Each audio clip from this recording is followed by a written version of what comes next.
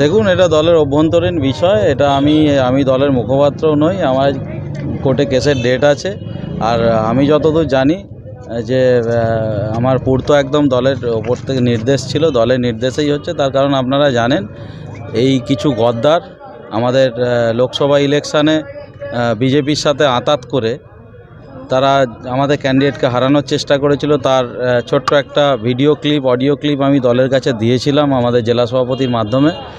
এবং আপনারা দেখেছেন খানাকুল 1-এর যিনি সভাপতি শম্পা মাইতি, দলের নির্দেশে যিনি 2টো পদ নিয়েছিলেন, তানাকে একটা পদ ছাড়তে বলে, বাধ্য হয়ে এক প্রকার সেই পদ ছাড়ে। আবার সেই পদ যখন পুনরায় দল একজনকে নির্ধারণ করে যে সেখানে বসানোর, সেইখানে স্থায়ী সমিতি গঠনের দিন চেয়ার দিয়ে সভাপতির মেরে মহিলা সভাপতির মেরে হাত ভেঙে দেওয়া হয় এবং মাথা ফাটিয়ে দেওয়া হয়। এবং 6 জন বিজেপির যে নির্বাচিত মেম্বার খানাকুলান পঞ্চায়েত সমিতি, তাদেরকে সঙ্গে নিয়ে দলের বিরুদ্ধে ভোটাভুটি করে। দল তার দিকে চিহ্নিত করে শাস্তি দিয়েছে। এটা তো দলে তো শাস্তি হওয়া উচিত। আমরাও কোনো দিন খারাপ কাজ করলে আমার দিকেও শাস্তি দেওয়া উচিত। তো দলে শাস্তি ফিরে আসুক, নাহলে এইরকম উৎপটাং কিছু লোক বিজেপিতে যাবে, আবার ঢুকে যাবে, কখনো ফরওয়ার্ড ব্লক করবে, কখনো মানি মার্কেট চিটফান্ডের সাথে যুক্ত 10,000 কোটি টাকা কারো দাদা, সেই রকম লোককে দল চিহ্নিত করে ছাড়ছে। এতে খারাপ কিছু আমি তো দেখছি না, ভালোই দেখছি। দলের মধ্যে তো এখনও রয়েছে তারা। ধীরে ধীরে দেখুন, আজ প্রশাসনিক পদ থেকে সরানো হয়েছে, পরবর্তীতে দেখবেন দল থেকেও ছাঁটাই করছে। আমার এটা বিশ্বাস, কারণ দলের শৃঙ্খলা রক্ষা কমিটি খুব স্ট্রং। ইভেন আমরাও এটা দরকার ছিল, কারণ আমাদের মধ্যে থেকে ভয়টা উবে গিয়েছিল।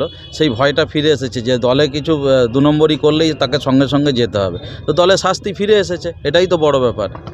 বর্তমান পরিস্থিতি খানাকুলে ভালো, এখন সমস্যা কিছু নেই। তো দেখা যাচ্ছে যে বাড়িতে বাড়িতে পুলিশকে দিয়ে চিঠি পাঠিয়ে আপনাদের যে সমস্যাগুলো হয়েছে সেই কর্মদক্ষদের বাড়িতে পাঠানো হয়েছে। এই যে বিষয়টা, আজকে এখানে স্থায়ী সমিতি গঠন এসডি অফিসে এসেছেন, কি বলবেন? ওটা তো আপনার প্রসিডিওর অনুযায়ী চিঠি বাড়িতে গেছে। যাদের বিরুদ্ধে অনাস্থা আনা হয়েছিল, তো নির্দিষ্টভাবে এসডিও সাহেব ডেট দিয়েছেন। সেই ডেট অনুযায়ী, প্রোটোকল অনুযায়ী চিঠি পৌঁছে দিতে গেছে বাড়িতে বাড়িতে। যাদের বিরুদ্ধে আপনারা অনাস্থা আনতে চাইছেন, তারা কোন দলের প্রতিনিধি? তারা তৃণমূল দলেরই প্রতিনিধি।